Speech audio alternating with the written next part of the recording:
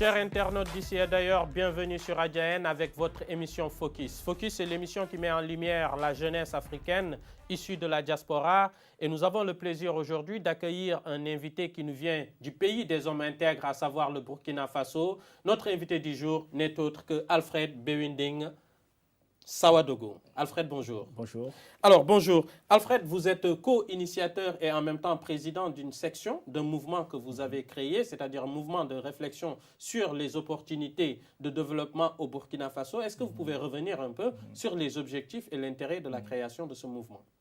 Le Emerald BF a suivi une tribune de réflexion, d'expression et de formation des jeunes. C'est un mouvement que nous avons lancé afin de rassembler les jeunes burkinabés de l'intérieur comme de l'extérieur, afin de marcher d'un même pas et parler d'une même voix dans le sens du développement du Burkina Faso. Un mouvement qui existe depuis maintenant 2 ans. Le mouvement a été lancé plus précisément le 11 mars 2016. Et à ce jour, nous comptons 4 sections, dont une au Burkina, une au Sénégal, une en Algérie et une ici même en France. Pourquoi concrètement nous avons lancé le mouvement? 3 points essentiels.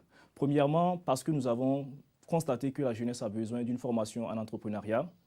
Il est clair que si nous voulons résorber la question du chômage actuellement, il faudra recourir à l'auto-emploi. Il est clair que l'État, quelle que soit sa bonne volonté, ne peut pas embaucher tout le monde. Donc nous faisons la promotion de l'entrepreneuriat premièrement. Deuxièmement, nous donnons des formations en leadership parce que nous sommes conscients que la réussite aujourd'hui n'est plus seulement conditionnée par les seules compétences techniques. Au-delà des compétences techniques, il faut savoir communiquer, il faut avoir confiance en soi, il faut savoir nouer des relations. En ce sens, donc, nous aidons les jeunes à développer leur potentiel de leader et donc à pouvoir booster leur carrière. Et troisième point qui est essentiel et sur lequel nous insistons le plus, c'est que la jeunesse a besoin d'un cadre d'expression, un cadre où on va échanger sur les questions de développement. Alors nous avons créé le Emerald BF comme tribune idéale où les jeunes peuvent poser des questions, où ils peuvent exprimer leurs idées, où ils peuvent partager leurs visions, où ils peuvent défendre leurs convictions quant aux questions de développement. Donc c'est vraiment cet esprit qui nous a amené à lancer le mouvement international Emerald BF. Alors, votre mouvement Emerald BF, donc on voit que vous mettez en tout cas l'accent sur la jeunesse et vous le savez mieux que moi, aujourd'hui la jeunesse constitue la moitié aujourd'hui de la population africaine. Population africaine disparate, dynamique et vivante. Et aujourd'hui, comment vous prenez en compte cet enjeu démographique? Est-ce que selon vous, un potentiel ou des risques? Effectivement, la jeunesse constitue l'essentiel de la population du continent. Les statistiques font état de près de 70%, les jeunes qui sont âgés de moins de 35 ans. Et effectivement, cette démographie peut se voir sous différents angles. Je ne dirais pas que c'est un avantage, je ne dirais pas que c'est un inconvénient, mais je dirais plutôt que c'est fonction des conditions dans lesquelles nous encadrons cette démographie.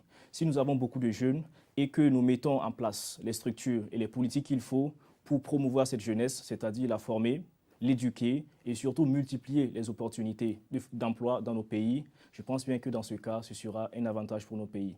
Par contre, si rien n'est fait pour encadrer cette jeunesse, pour l'accompagner dans le sens de la formation, de l'éducation et de l'emploi, cette jeunesse risque d'être une bombe à retardement, chose que nous ne souhaitons pas.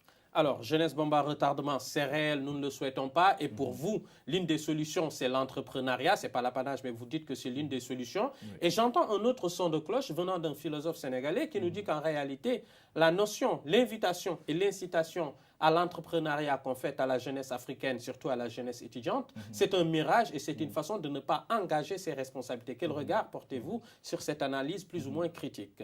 Oui, cette pensée a le mérite de soulever le fait que l'entrepreneuriat ne vient pas par coup de baguette magique, c'est-à-dire que voilà, on ne se lève pas du jour au lendemain pour dire je deviens entrepreneur. Cela est d'autant plus important à souligner qu'en Afrique, essentiellement, nous avons été éduqués dans ce que j'appelle la mentalité de la fonction publique, c'est-à-dire que la plupart d'entre nous sommes allés à l'école pour avoir des diplômes et un jour intégrer la fonction publique. Et donc, ayant été élevés dans cette mentalité, donc, nous sommes dans une mentalité qui ne nous permet pas de prendre des risques, alors que l'entrepreneur, par définition, c'est celui qui aime prendre des risques.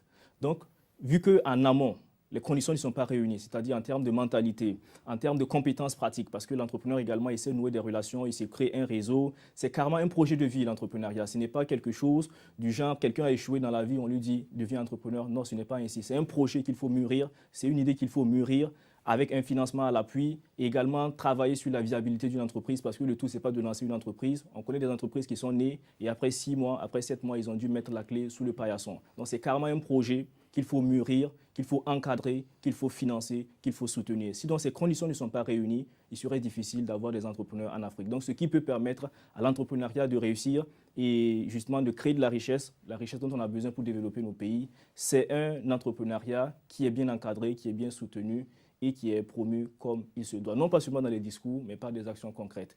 Mais il faut souligner qu'un étudiant peut devenir entrepreneur. Si justement il a développé la mentalité entrepreneuriale, s'il a mûri un projet, s'il peut lever des fonds pour financer la création de son entreprise, s'il est convaincu de l'opportunité à laquelle il veut répondre, je pense bien qu'il peut se lancer. Et je ne suis pas le seul à le dire. Dans l'actualité, on connaît des jeunes étudiants qui sont aujourd'hui entrepreneurs, des entrepreneurs à succès qui inspirent les autres jeunes.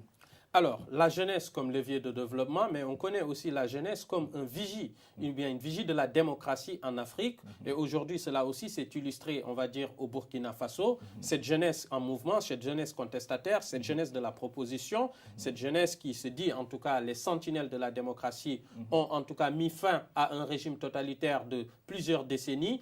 Quel regard portez-vous, par exemple, sur le mouvement du ballet citoyen et au-delà du regard que vous portez sur ce mouvement, quelle analyse faites-vous de la suite de la révolution des Burkinabés? Effectivement, le ballet citoyen est un mouvement qui a été en avant-garde s'agissant de l'insurrection populaire des 30 et 31 octobre au Burkina Faso.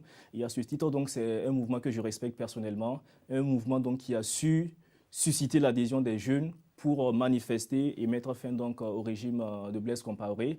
À ce titre, donc, on leur tire notre chapeau. Ils ont lutté de concert avec la classe politique pour justement mettre fin à la situation dans laquelle était le pays.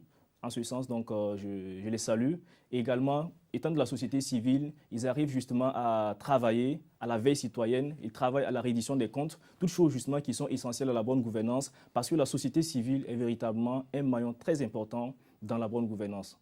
La bonne gouvernance ne peut pas s'envisager sans une société civile qui soit dynamique et qui soit mobilisée autour des questions nationales. Donc le ballet citoyen est dans ce sens et donc leurs actions en tout cas sont très pertinentes et on continue en tout cas de les encourager pour qu'ils puissent garder cet œil ouvert sur les décisions politiques, sur les choix publics qui sont faits parce que c'est cela le rôle de la société civile.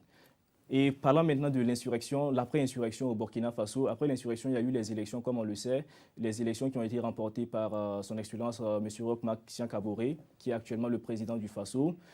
Parlant de ce qui se passe actuellement, disons que la situation n'est pas comme les Burkinabés l'auraient souhaité, c'est-à-dire qu'après une insurrection, les attentes étaient très grandes, vu l'état dans lequel était le pays, mais malheureusement, on n'a pas eu des signaux forts qui nous montraient que voilà, ces aspirations-là allaient connaître des réponses assez pertinentes, assez conséquentes. Donc, il y a des actions qui sont faites. Dire que des actions ne sont pas faites, c'est être aveugle. Il y a des actions qui sont faites, il y a des progrès qui sont réalisés, mais pas à la hauteur des attentes des populations, pas à la hauteur de ce que le régime était censé faire. Alors, peut-être les attentes sont très fortes. Elles sont aussi fortes, aussi bien en matière d'entrepreneuriat, développement de jeunesse, lutte contre le chômage, mais elle l'est aussi dans le cadre de l'éducation et de la scolarisation de façon générale de l'ensemble des populations. Mais l'un des parents pauvres de cette scolarisation, vous le savez très bien, ce sont les filles. Selon un rapport de l'ONG ON, un rapport de 2017, sur 130 millions de filles qui ne vont pas à l'école, on considère que la majeure partie sont en Afrique. Et sur les 10 pays les plus en retard sur la scolarisation des filles, il y a 9 pays africains, dont le Burkina Faso. Alors, que préconise votre mouvement pour ce qu'on appelle l'éducation? Effectivement, l'éducation est une question éminemment importante et plus précisément la question du genre aussi, puisque c'est la relation de ces deux, la question du genre et la question de l'éducation. Effectivement, les filles n'arrivent pas à aller à l'école comme les garçons. C'est un constat que nous faisons. Mais pour proposer une solution, il faut d'abord se situer sur les raisons, voilà, justement, qui expliquent cette faible scolarisation des filles. Et essentiellement, on avancera le fait que ce sont des pesanteurs socioculturelles qui font que les filles n'ont pas la même chance que les garçons d'aller à l'école.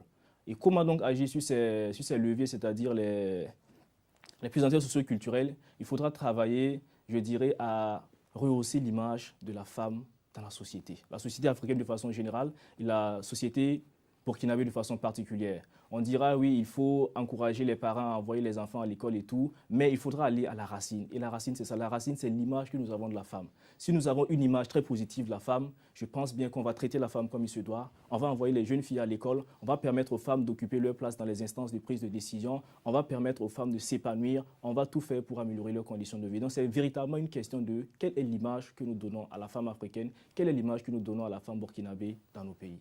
Alors, quelle est l'image que nous donnons à la femme africaine et à la femme burkinabé, mais quel est aussi le message que vous voulez porter à la jeunesse africaine? Peut-être que ça sera le dernier mot de cette émission. Donc, on vous laisse nous dire quel est votre message à la jeunesse d'Afrique. D'accord. Notre message de fin serait d'insister sur 4 convictions qui nous sont chères au sein du mouvement Emeraude BF. La première conviction, c'est que le développement ne viendra pas de l'État, mais le développement viendra de l'action conjuguée et de l'État et des citoyens.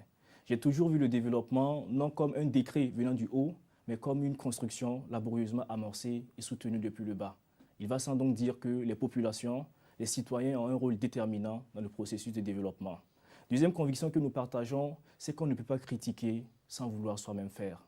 Au-delà du fait de critiquer, ce qui est plus constructif de faire, c'est d'être une force de proposition, c'est de lancer des initiatives dans nos quartiers, dans nos villes, dans nos villages, afin de relever les différents défis.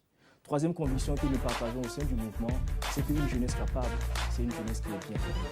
En tant que jeunes, notre priorité doit être de nous former parce que la formation nous permettra d'avoir les aptitudes et les compétences nécessaires afin d'impacter le monde, afin de prendre notre destin en main et de transformer nos pays respectifs.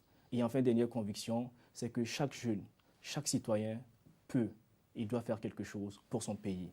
Il peut s'agir de s'engager dans une association, il peut s'agir de s'engager dans la politique, il peut s'agir de s'engager dans le social, il peut s'agir de toute autre cause, il peut s'agir d'un projet entrepreneurial, mais toujours est-il que chaque citoyen, quel que soit son niveau d'éducation, quel que soit le pays où il se trouve, qu'il soit à l'intérieur du pays ou dans la diaspora, il peut et il doit faire quelque chose pour son pays.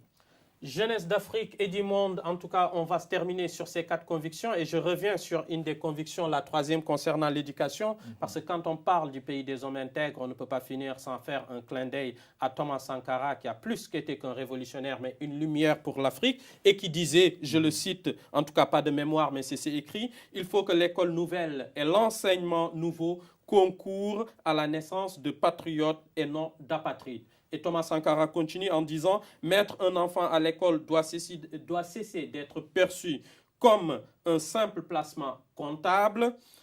Mieux que cela, si tant est vrai que la transformation continue des sociétés qui incombent aux générations successives comporte des éléments quantifiables et non quantifiables. » Madame, Mademoiselles et Messieurs, merci. C'est votre émission Focus avec Alfred Bewinding Sawodogo qui nous vient du Burkina. Merci de nous avoir consacré un peu de votre temps et à très bientôt. Au revoir.